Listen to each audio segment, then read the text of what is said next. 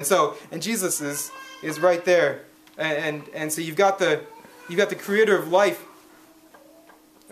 right there. You've got the and this is just one of those pictures that's come to me all week, and it's just and not only like this idea of these men so obsessed with the material world, with where their next meal is going to come from, and just ignoring the giver of life, the bread of life, just ignoring him.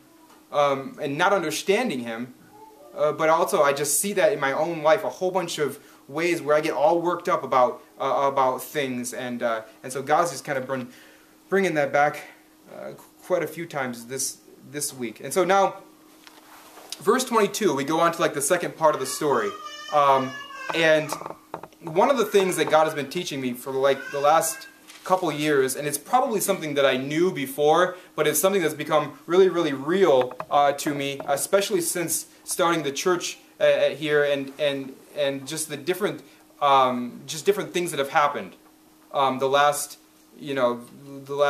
almost a year now, 6, 7, 8 months.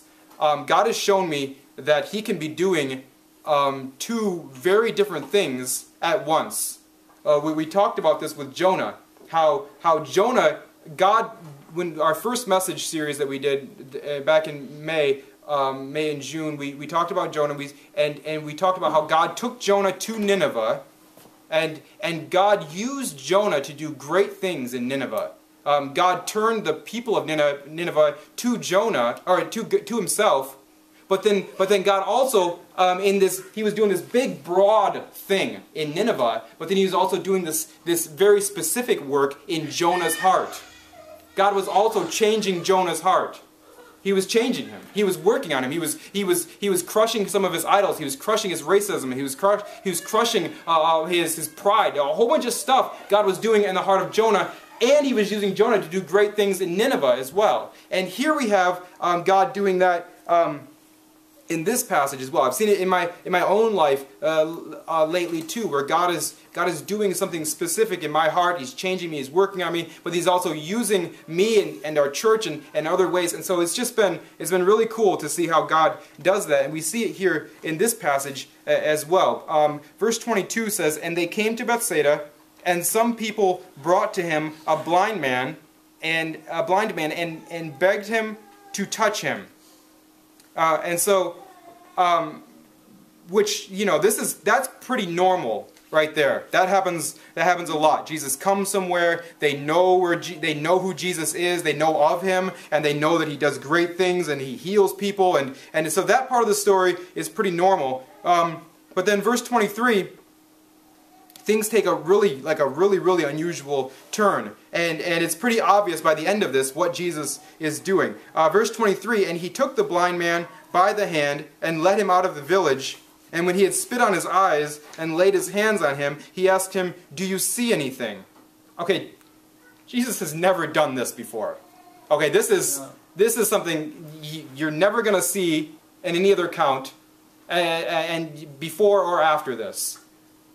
When Jesus heals someone, He doesn't ask later. There's no, how you see a surgeon and a week later they check on you to see how. Jesus doesn't do things that way. I mean, if He fixes someone, they're fixed. They're good. Okay, you don't have like a consultation afterwards, and is everything did your eyes still working really well? And no, you're still not a leper. It's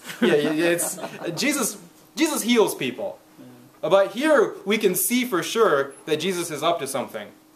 He's teaching. And He's taken this guy out of the village. There's probably not very much of a crowd. We know that Jesus is teaching these disciples. He's working on them. He's been working on them for a while, and He's about to get really intense with His teaching. He's about to start talking about His own death, and things are about to get really, really real for them. And so Jesus is working on them. And here Jesus does something super interesting. Let's read on, verse 24. "And he looked up, the man looked up, the blind man, and he looked up and said, 'I see men, but they look like trees walking.'" Now there are a couple options here. Either Jesus, messed it up the first time. He didn't have quite enough, juice to get this miracle done the first time, so He had to take another whack at it, which I you know, that's not what happened. Okay, because Jesus could have decided the man was never going to go blind, and he was Jesus isn't in charge here. This is not a troubling thing for him. So why does Jesus have to take two swings at this? Why is it? And the man says, "I see men that look like trees walking." That is a great picture of where the disciples are. They see, but they see men that look like trees walking. They do not see clearly. Jesus is working on them.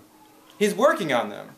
And it's really interesting. It's really interesting to see here. This man, now we know that it's not like Jesus just, you know, is using this guy, you know, and he wouldn't have healed him otherwise. Jesus does, he deeply cares for this man, and he's looking to restore this man's eyesight, and it's not like he's just using this guy and throwing him to the side or something like that. But we understand here Jesus is definitely doing two things at once, because he could have healed this man, just, you know, opened his eyes and he was good.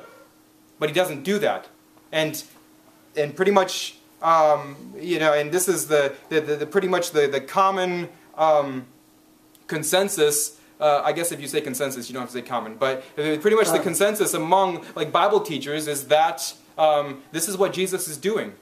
He's working on his disciples. Not only is he working on this man, but he's working on his disciples as well. Because I see men that look like trees walking is just a great analogy of where the disciples are. It's very true that they're following Christ. It's very true that they've given up stuff to follow Jesus. It's very true that Jesus has opened up their eyes to a certain degree, but it's also true that they are struggling to understand what's going on. Yeah. They have a very limited view of who Jesus is, and that's about to change. But they have a very limited view of who Jesus is, and they they also have a very limited view of the kingdom, of what's going to happen. Of what Jesus' plans are, and why he's doing what he's doing, and they don't see super clearly. They don't, and so Jesus is gonna use this to work on them about that as well. And so Jesus in verse 25, then Jesus laid his hands on his eyes again, and he opened his eyes. His sight was restored, and he saw everything clearly. And he sent him home.